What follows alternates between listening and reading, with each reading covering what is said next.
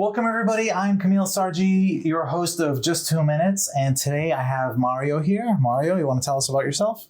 Sure. I own a small fence and deck installation business called FenceRI.com. We service, obviously, the state of Rhode Island. We reach into the border parts of Massachusetts and Connecticut as well. All right, awesome. We're going to talk about fence and, helping real estate agents know more about fencing. But first, this show's called Just 2 Minutes. So we got some random questions for you. And I have my timer, which is my watch. Today's a crazy windy day, so we're hanging in here. Good day for fences. Good day for fences. Or people calling up hey, this was installed by some random They'll all be on company. the ground laying flat by the end of the day today. Oh my gosh. Okay. A timer and go. Is it lumber or lumber? Lumber. Lumber. Then what is lumber support and how do we use it when we're pondering? Say that again. Lumber support? Oh, so lumber, see, because I'm in the trades, I think of 2x4s and boards. I'm not thinking of, you're talking lumbar, like for back and posture? Yeah. Or, either way. I don't know. That one's over my head, but I could tell you how to build something for lumbar support. Okay. So speaking of building, if I were to build a bridge, would you trust your dog crossing it? Well, if the state of Rhode Island was building it, probably not. I'd have to pass on that. Okay. But what if I was building a bridge? Would you trust that your dog would do it? Well, if you were building it, I'd probably buy it from you. It's a small bridge. Just, over like Any water under it? A little bit. That's safe. Then I'll let the dog cross. Okay. Would you walk over it? Would I walk over it? Well, I can't swim, so I might be hesitant. Okay. What's the most memorable moment at your first job when you were a kid? I'm assuming you were a kid when you... Yep. Most memorable moment, I believe, is when it was horrible. I was 15 years old. I was tasked to take American flag off of the pole. It was as windy as it is today. And the wind grabbed it and blew it onto Hartford Avenue. We're in the middle of traffic. Boom. That was... It was horrible. Yeah? Yeah. So you had to run and... I was stopping traffic. I had people flipping out because the American flag hit the ground, So this is long. I was 15. This is before I even joined the service. So I wasn't familiar with flag etiquette. Not that it was done on purpose anyway. But I learned a lesson in patriotism that day. Yeah. Wow. And, all the pressure and you're a young kid experiencing the stress and yes, I got to fix this before. In the heavy traffic. It was crazy. All right. So let's talk about fence. So what common types of fences are there? I would say the first breakdown would be your material style: wood, vinyl, or metal, chain link or aluminum. Then the second question is, what are you trying to achieve? Are you looking for privacy or barrier or aesthetic or both? And that will help me dial in a start point for what it is that you're looking for your application. Okay. Now with the vinyl, I'm imagining, how high can you get with each of those? Most towns have a code at 6 feet high. 6 feet is the highest standard. For any city, town? Most. I say most. Okay. Because some towns, I was told, I spoke to a building inspector about a year ago in Cranston, and he said they have an 8-foot code height. So you can create a fence up to 8 foot high, and then anything over that, you have to pull a permit or a variance, etc. So it does change from town to town what they will allow. I get customers all the time that call me up and say, I want a 60-foot fence up because I don't want to see my neighbors. I tell them, you got to check with your local zoning first. And secondly, once you depart from 6 feet high, you now enter the word custom. And with that comes a cost. And that generally tempers them immediately. Wow. So what's the reasoning behind them limiting the sizes? There's a couple of things, like the town over here in Woonsocket, they are probably... North Smithfield. Or Well, one socket's right over the line over here, because I've done a few quotes for them and some installations, and they have to have the most vicious regulations as far as permitting to do any kind of construction in that particular town, and definitely the most strict fencing regulations I've ever seen. So when installing in one socket, I had asked the building officials over there, why is it so strict? Like, what's the reason for you? We have to pull a permit, or the customer has to pull a permit to install even a little fence in their backyard to get some privacy. And the feedback I got, at least from this specific town, they were trying to avoid a hodgepodge of fortress-like looks varying from neighbor to neighbor. So this person puts up a 6-foot fence, and then it butts up against a different kind of 6-foot fence, and you got wood, and you got vinyl, and you got steel, and you got all. So they said that they are trying to change the aesthetic of the town by regulating the fence heights and where you can put them in your yard, etc. I know that when you do exceed 6 feet high with a fence, especially a solid privacy fence, you start getting into issues of torque with the wind. So when you get windy days like this, the longer that post is, easier it is to snap and fall over. Because I don't know if you've ever had to break a bolt with a ratchet. You put a pipe on the end of the ratchet, and it takes effortless. Oh, yeah. Well, that's the same. You got the same leverage as you go longer on these fence posts. And take that times how many posts are on the line. They're giant sails. Once the wind comes, down it goes. So, and it could be a safety hazard when you're talking like wooden fence, 10 feet high. The wind takes it, snaps those poles. So I would say another reason that you get regulations. And then biggest one is you have to have some kind of uniformity, because if you left people to their own devices, from the calls that I've gotten over the years, people would go as tall as they could. So they'd blot out their neighbor completely. They'd build it over the roof of the house if they could.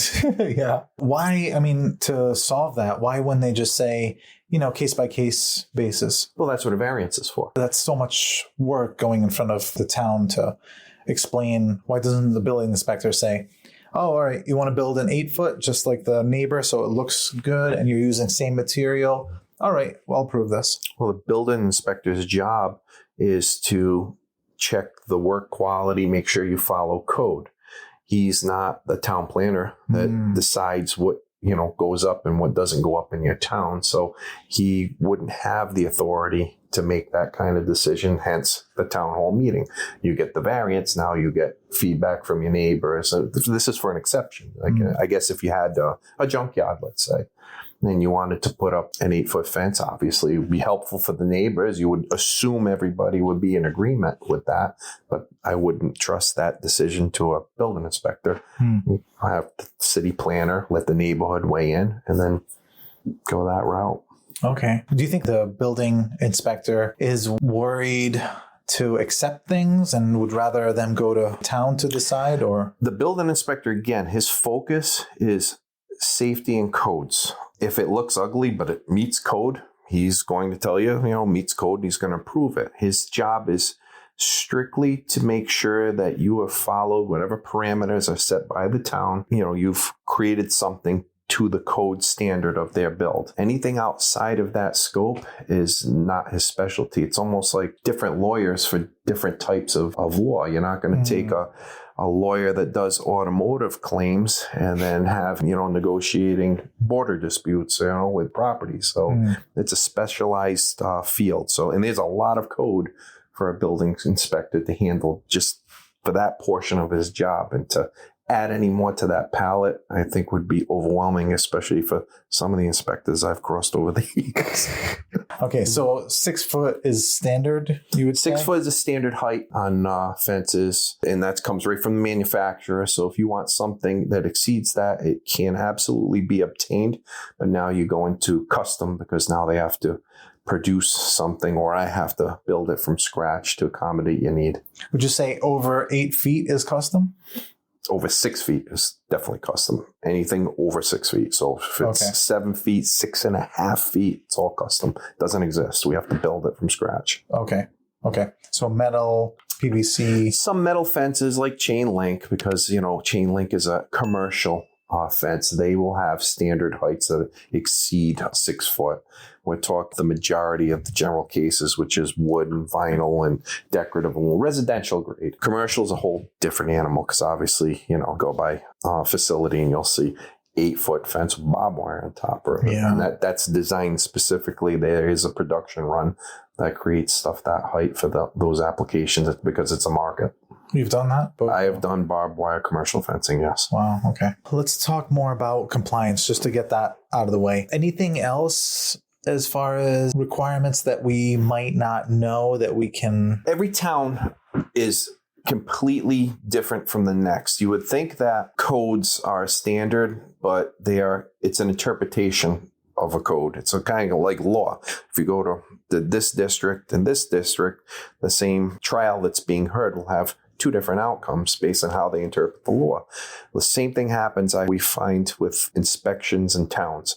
So, for instance, we build a deck in town A. They're going to focus on, the way we put the ledger up against the house and our spans, and they're going to be stickler about how we fasten that ledger. And if I go to town B, they're not too concerned about the ledger. They see that they don't care about the pattern. They just see that you got it secure. But their stickler is we're going to focus on footings. We're going to make sure. So depending on what town you live in will depend on what it is that they're going to focus on, even for fencing when you're talking about codes. So I tell all my customers, there are way too many towns and cities for me to keep up with.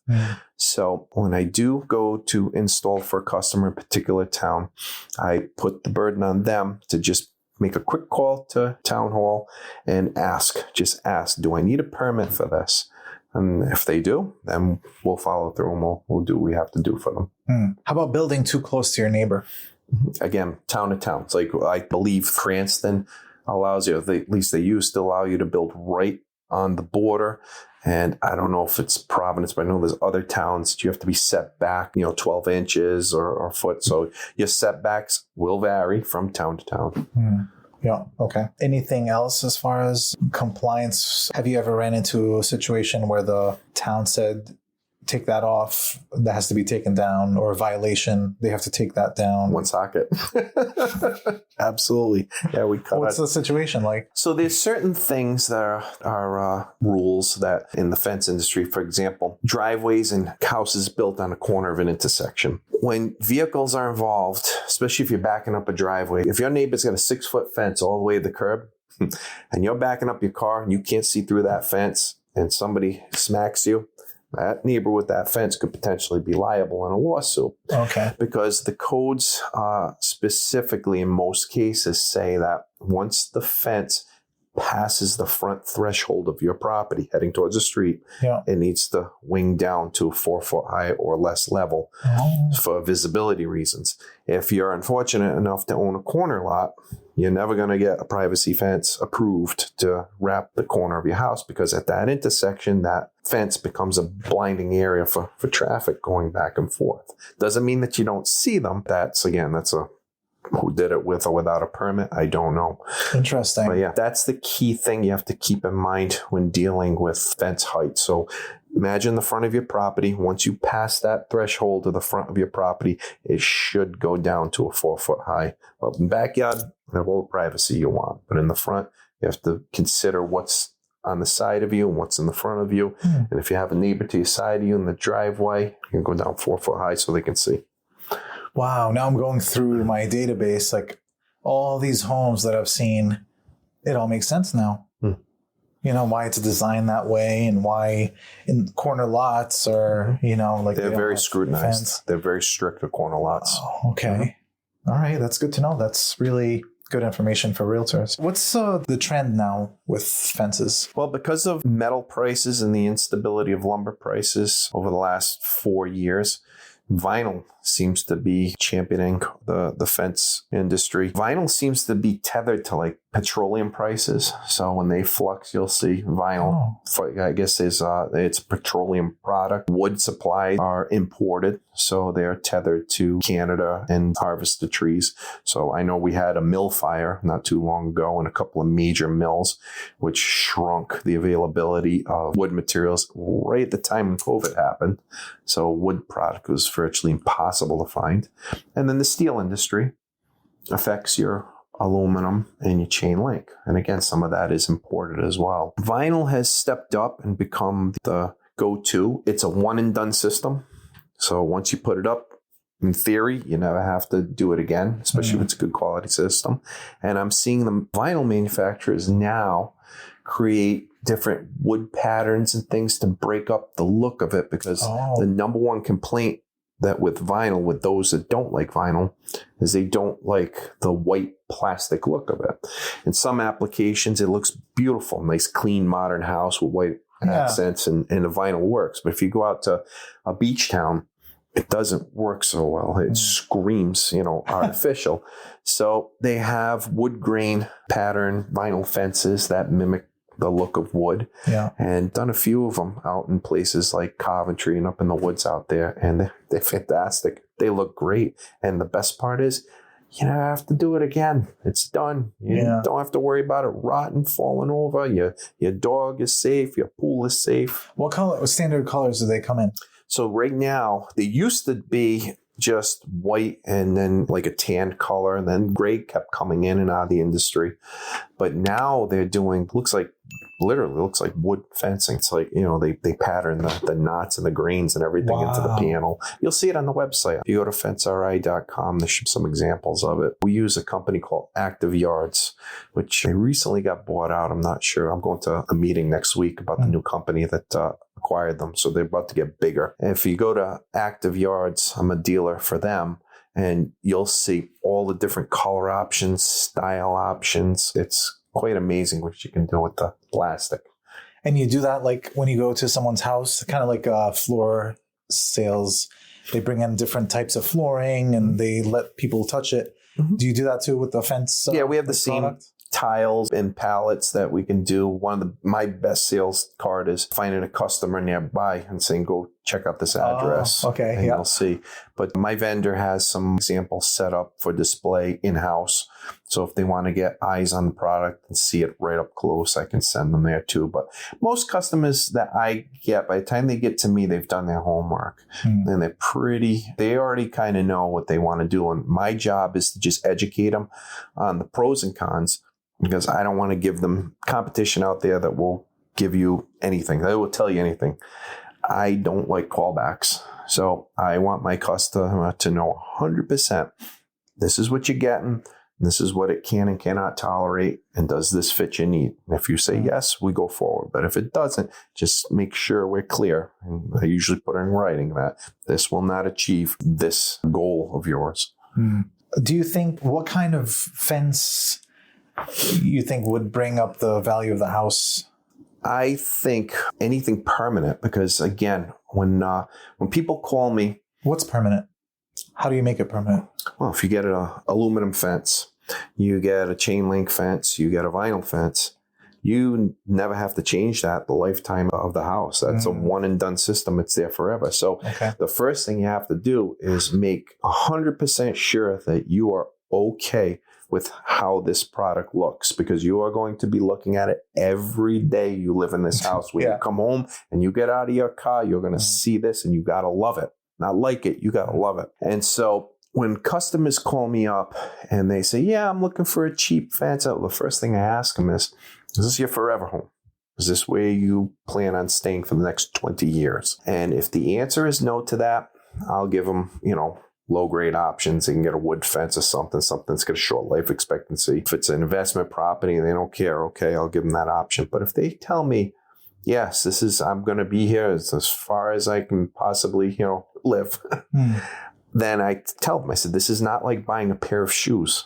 Like when you do this, you are going to be looking at this thing every day. You're going to be potentially using it every day if it has a gate or something like that. So you have to love this. And this is not cheap. It's an investment to your property. It's like installing a new kitchen. You have to think about it. You have to really consider what it is that you want it to do. And then understand that once it goes down, it is now a permanent structure as an addition to your house. Like if they said they were flipping the house, they wanted to increase the price. They wanted like the top notch really fancy, you'd go with the... Happens all the time. Customers, they just want a quick wood fence because it looks nice and clean for the first year. It's up maybe 2 years. By the third season, it starts to weather. So they'll get a low-grade cedar option and put it up. Although the low-grade cedar options do tend to last pretty long too. The key is the fence post. If you put in a wooden post in New England, you can get as short as 3 years out of it, the way the moisture is in the ground. I warn customers about it all the time. Wow. And a few customers in Warwick that I've done installs and went over it. And they just didn't want to spend the extra few dollars. And I explained it to them. I said, this is an addition to your home. If you're going to be here, and within 4 years, they called me up and said, 4 posts have rotted and snapped already. We should have done the metal. I said, it's not too late. So I had to go and take it all down. And whenever installing a fence, if it's short term, you can do your wood post, get away with it. It'll look nice enough for you to sell your home. If you're going to be there a significant amount of time, you want to go with a vinyl or a metal post that doesn't rot. And then you can put wood on it and you'll get 30 years out of it. Okay. How would a homeowner maintain a wood fence? So a cedar fence is the same material as the cedar shingling on your house. So most people will, for their house anyway, they'll do some kind of transparent stain, sometimes a solid stain, whatever they choose. You could opt to do that with your fence, but I find that nobody treats their fence. You just put it up and then it just stays there. And if it's a nice cedar, it will silver into a gray look. And again, depending on where you live. So if you live out in the woods, that nice, silver finish when it weathers in after a season or two, it goes nice with the aesthetic of your property. If you live in Providence, maybe not so much. And I see a lot of customers, if they have the ambition to do it, they will paint their fences. And it's like any other, wood. So staining or painting, you think will increase it, or probably? I would definitely increase the life expectancy of your fence. Okay, good. And so you already got if you went with a metal post system and a wood panel and you didn't touch it, you're going to get 20, 30 years out of it. If you put a wood post system in there, I don't care what you do to it. I mean, paint it, it's going to rot in the ground. It's going to snap. That post is coming down at some point. But as far as the wood material is considered, I always suggest if you're really going to do it, stick to the transparent stains, because if you do paint it, even especially the decks is the biggest question I get. How do I maintain this deck? Whenever it's a wood product, go with a transparent stain, because if you go with a solid stain or a paint, you are going to be scraping and painting that surface every 3 years. So if you go nice transparent, kind of fades in or whatever, and then you can always restain it in a couple of years or whatever, but you don't want to be scraping paint in New England. Yeah. Okay. And that's maintaining. What if someone has a wood post that's there already? How do they increase the life from 3 years to a little? If you're pressure treated, the PT is all we strongly suggest. We use 5-inch PT posts. We don't use anything from the box stores. They're just not designed for longevity. So we use 5-inch posts. Wow. And we get customers that absolutely request cedar posts, but you cripple the life expectancy. You have gone from, with a PT post, you can go from 3 to 30 years. It's a roll of the dice in whatever religion you pray to. And if the gods are in your favor, you'll get 30 years out of it. If you go with cedar, you get 5 to 10 years, and I don't care where it's put. It just absorbs water and it rots. Wow. So cedar posts, I strongly suggest customers to avoid. The only customers that really pick wood are the customers that are adamant about an aesthetic, because they're the most beautiful fencing systems that money can buy are built out of wood. You can just make gorgeous things happen with wood. Yeah. They just don't have the life expectancy in New England. Texas, be there forever. But here, the weather's too harsh, too much moisture. Wow. Interesting. Okay. If a homeowner wants to hire a fence installer, what should they look for in a company? All contractors. I don't care what the industry is, including mine. Fence, decks, home building, whatever. License and insurance. And don't just take the license and be like, okay, I see you have one. Oh, yeah, but sure. No. Do your homework. Take the license. Rhode Island has a free website You can go on the state website and you can verify that license is active. And then the second question is, can you have your insurance company send me your insurance certificate? And the insurance company that contractor is with will have their company send you the credentials. Just don't take their word for it. Take it for them. What I find is that the customer, because you hear horror stories from both sides, from the contractors and from the customers. And when you hear the horror stories from the customers, it's dollars to donuts, a customer that was looking at the bottom line price. I said, oh, this guy's charging $7,000 for this job, but this guy's going to do it for $2,000. And they don't check the license and insurance, and they hire the contractor, and it's subpar materials. It falls apart as soon as he leaves. Now that he's not returning your phone calls, you can't get in touch with him. So if you're going to do minimal homework, verify license, insurance, and of course the third piece of this is just get references. Have the contractor provide multiple references. The longer you've been in business, the bigger your list of references are, because we've got huge pull to pull from almost 20 years we've been doing this. And not show me an example of something you did last week. Show me an example of something you did 2 years ago. Here's what this thing looks like, 10 years from now. This is what you can expect your fence to go look like. Yeah. And then what about factoring in pricing? What do you suggest for that? So nowadays, we're back to almost like COVID standards, where it's, I literally, when I send out the quote, I did this morning on the quote, it'll say current market price. It's like selling fish. So it just, I used to be able to lock in for 30 days. I could send a quote. It wouldn't get stale for about 30 days because I'd be fairly confident the material wouldn't change. But now we're back down to about 5 to 10 days on price stability, because vendors have material. Once they sold out of it, now they got to order, and that stuff is still being imported. It's not being manufactured here just yet. So you have to deal with a price increase. If they're smart, they'll increase the price on the current. I have heard rumors that what they're afraid is going to happen, that domestic people are going to start gouging. Happened to COVID. I remember, getting deck supplies and deck materials was a nightmare, and decking suppliers were really taking advantage of the shortages, even if they have plentiful supply. So what about uneven terrain or a big giant tree in the way? It's funny. Besides taking down the tree. It's interesting you say that, because I get customers that ask crazy things. Like, for example, let's say this is somebody's yard and the yard has a cliff. This really happened.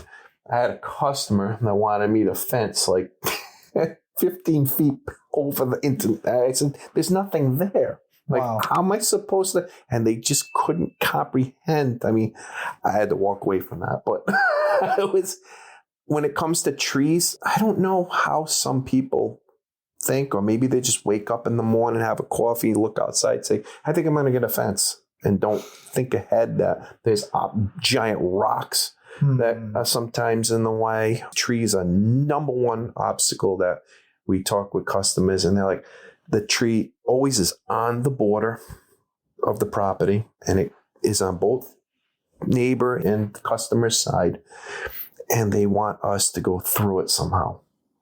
And I have to literally divert the question back to them. I say, explain to me how you would do it in this situation. In fact, take fencing away. I want you to put anything through this tree. Tell me how you would do it. So you have to be ready to compromise at some point. There are ways to get around them. You could box around it. You can move the fence line over, but some people they don't want to lose that space. Gosh, I've had customers argue. I had this one customer. He was battling over, literally, it was 3 inches. It was a matter of 3 inches on the line. And I said, why are we doing this? If we just move this 3 inches, And his answer was, well, once you give it up, you never get it back. What are you doing with it now? But whatever. We will work with them the best we can, but there are circumstances where you just can't. Yeah. You just can't. You got to move the obstacle, or you have to have some kind of compromise.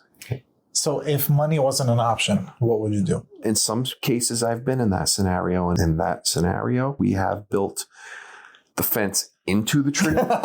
Okay. I've done that, again, with a disclaimer. I had one customer. He just recently sold the house. He became a very good customer. He had this beautiful ornate aluminum system. It was a huge, huge job. And in 2 spots, we built it into the fence with special adapters. And he would call me every 2 years to adjust the fence, because if you don't pay attention to it, that tree's constantly growing.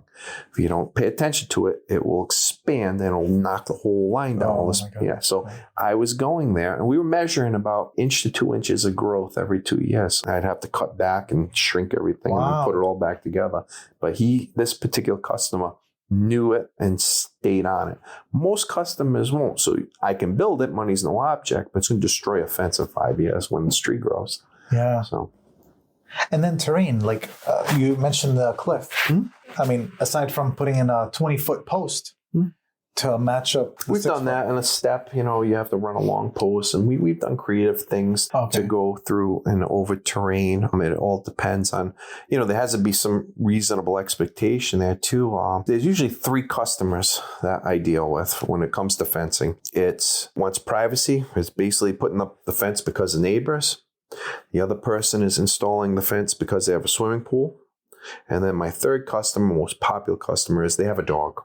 And it's the pet owners that we have the challenge with, because they want the fence to look good, but then they don't want gaps underneath it either. And you can have land that looks as flat as a table, but when you start installing, you'll find that there's a 3-foot difference from where you start on one end of the yard to the other end of the yard. So the fence has to change its angle, because if it doesn't, if the fence stays perfectly straight, by the time you get to the end of the yard, there's a 3-foot discrepancy underneath the fence. Yeah. So I've had customers, again, sign the paperwork, and where they was so adamant about that straight line that when we got to the end of the yard, there was almost a 2-foot deficit under the fence, and they didn't care. They put mulch in, they filled, they dealt with it. So all depends on the customer. When you get wild terrain like that, we do our best to keep a nice aesthetic flow. We want the top of the fence to look like saw teeth. Yeah. We try to make the lines slope and cut and be very nice and uniform. And we'll inform the customers before we install, because we have the experience to see where the deficits are going to be, and let them know, look, you know, this is what it's going to look like. And you're going to have there's a crater here, because you see the ground goes up and comes. So we're going to go straight, and you're going to have a crater here, and you're going to have a hole here. So prepare. We'll call your landscaper or do whatever that after we install this, you're going to have to come up with some kind of fill. And we haven't had any problems over the years. So once again, it's all customer education. This is the extra steps that we take to make sure that our customer is 100% satisfied before we even break ground.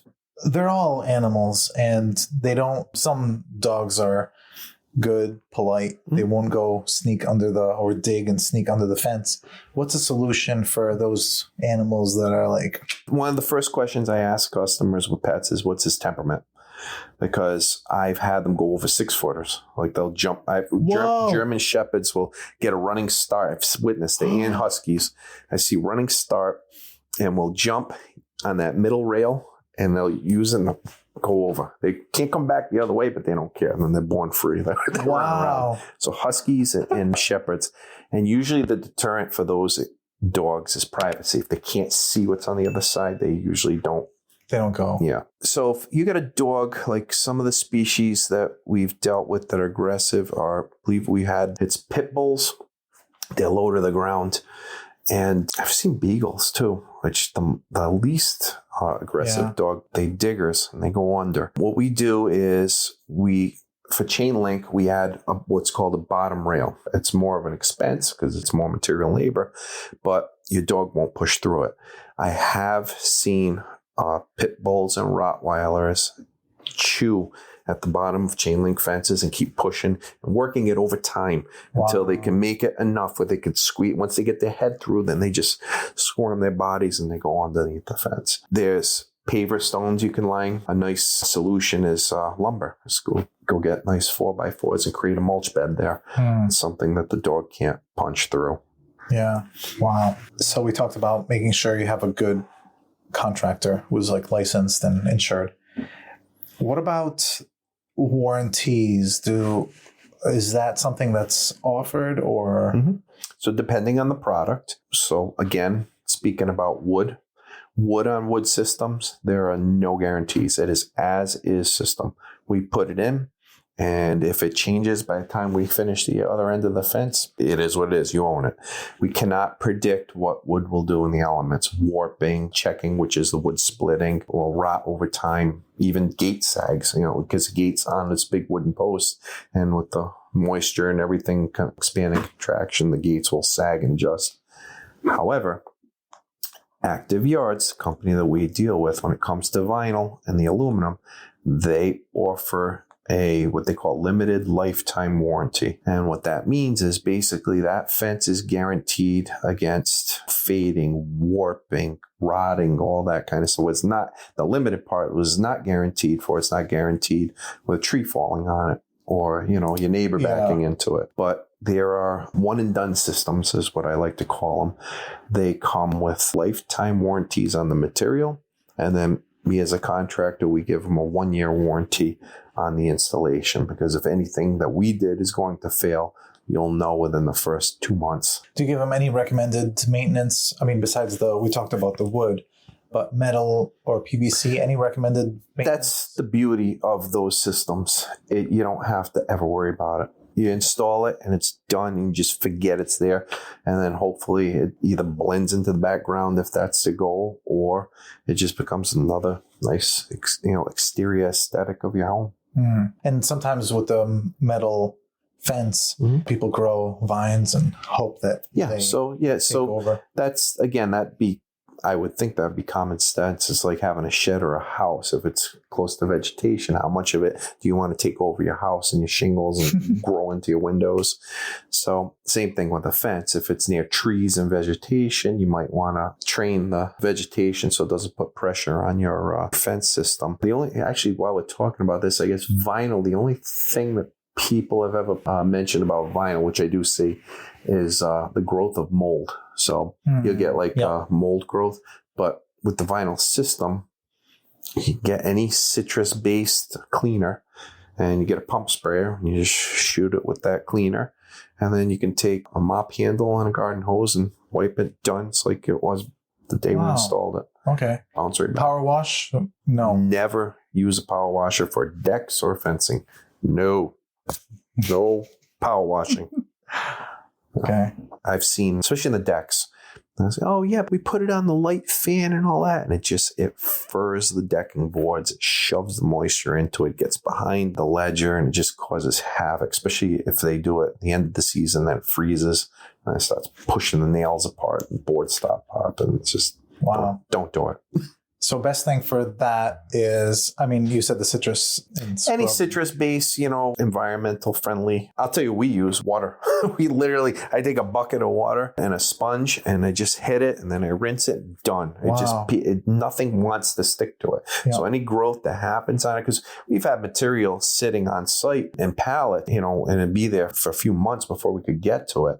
And then in the summertime, by the time you get to it at the end of August, there's critters living in there and everything. We got to evict, and you just take the stuff up and wash it with a sponge, put it up, and it's glaring like the day we bought it. Awesome. What about metal? Metal fence, like the black chain link systems have a vinyl coating. So it's essentially really vinyl anyway. Yeah.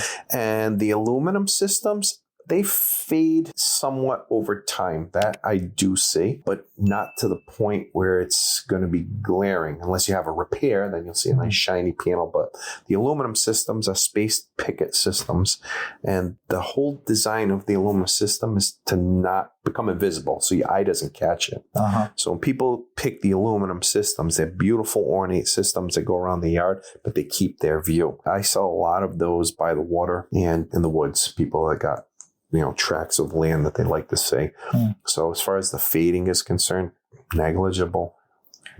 What about wood fence? How do they clean it? You don't. Wood fence, just let it do. It's either going to stain it every so many years if you're inclined to do that. And to stain it, you just rinse it with water or just... Anytime you're dealing with wood, even if you're painting, sand.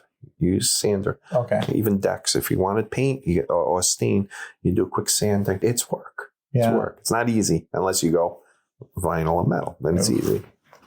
Have we missed anything? I don't think we cover everything? No, well, that's it. We'll probably say, but you've asked some great questions about the fencing. Decks are another big part of what we do.